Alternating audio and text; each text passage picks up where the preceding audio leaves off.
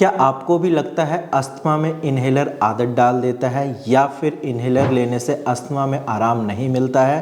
Hello and नमस्कार, मैं doctor Himanshu Parashar. आज इस वीडियो में आपको बताऊंगा कि अस्थमा पेशेंट अगर इन्हेलर लेते हैं तो उसके क्या फ़ायदे हैं और क्या नुकसान है। तो अगर आप भी इन्हेलर का यूज़ करते हैं तो इस वीडियो को लास्ट तक देखिए।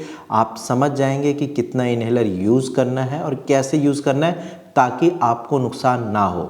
तो चलिए वीडियो को स्टार्ट करते हैं। सबसे पहले आपको ये पता होना चाहिए कि अस्थमा में इन्हेलर का यूज़ होता क्यों है, क्यों यूज़ करते हैं।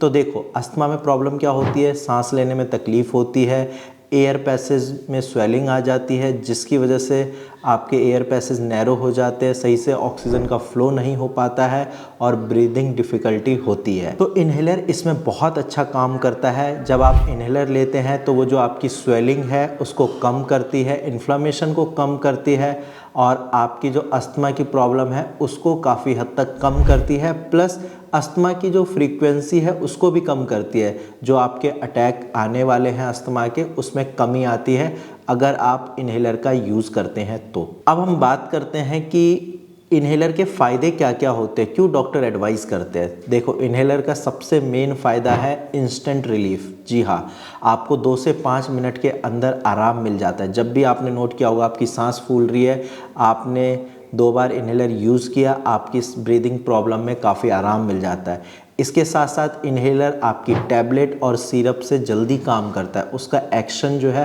वो ज़्यादा फास्ट है एज़ कम्पेयर टू आपका टैबलेट और सिरप। वहीं कोई और मेडिसिन्स जैसे कि टैबलेट या सिरप डायरेक्ट आपके लंग्स तक नहीं जाती है इंस्टेंटली, और इन्हेलर बहुत जल्दी आपके लंग्स तक पहुंचकर अच्छा रिलीफ देता है।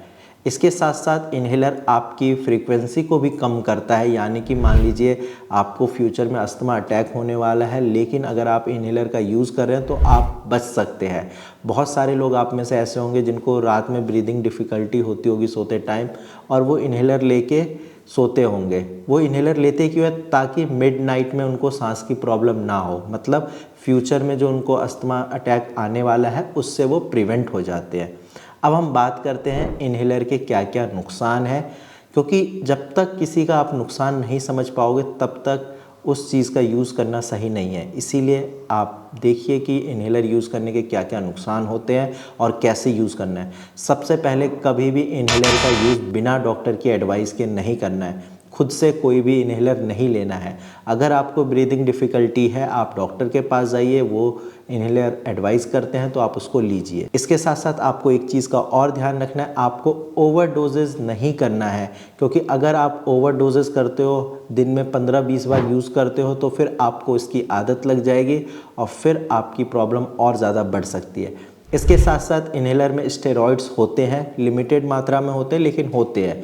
तो अगर आप ओवरडोज करते हो तो आपकी बॉडी में स्टेरॉइड का लेवल बढ़ेगा और जो आपकी अस्थमा की प्रॉब्लम को और ज़्यादा एग्रावेट कर सकता है। इसीलिए ओवर यूज़ एंड ओवरडोज नहीं करना है, रिपीटेशन ज़्यादा नहीं करनी है, लिमिटेड मात्रा में लीजिए, बहुत अच्छा रिजल्ट मिलेगा। इसके साथ साथ मैंने बहुत सारे पेशेंट को देखा है ओपीडी में जो ज़्यादा इन्हेलर यूज़ करते हैं, उनको माउथ इन्फेक्शन या थ्रोट इन्फेक्शन ज़रूर होता है, यानी कि उनके गले में, मुंह में फंगल इन्फेक्शन हो जाता है।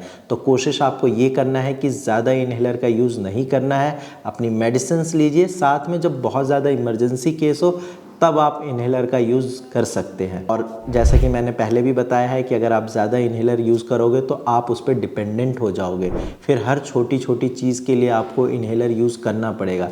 इसीलिए खुद को इन्हेलर के ऊपर डिपेंडेंट नहीं बनाना है। दवाइयाँ लीजिए, जब लगे कि हाँ अब मुझे ज़रूरत है इन्हेलर की, उसी टाइम पे लेना है, वो भी डॉक्टर से कंसल्ट करने के बाद। आई होप आपको पता चल गया होगा कि आप जो इन्हेलर यूज़ कर रहे हैं उसके क्या फ़ायदे हैं, क्या नुकसान है। और अगर आप अपनी अस्थमा की प्रॉब्लम को ठीक करना चाहते हैं तो साथ में अपनी होम्योपैथिक मेडिसिन टाइम से ज़रूर लें, एक्सरसाइज करें, थोड़ी देर वॉक करें, खुली हवा में जाए, ताकि आपकी बॉडी में ऑक्सीजन का लेवल बढ़ेगा, ब्लड सर्कुलेशन बढ़ेगा, जिससे आपकी अस्थमा की प्रॉब्लम भी ठीक होगी।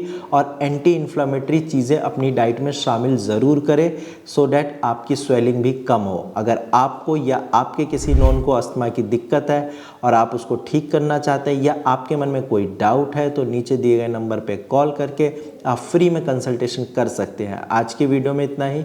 धन्यवाद।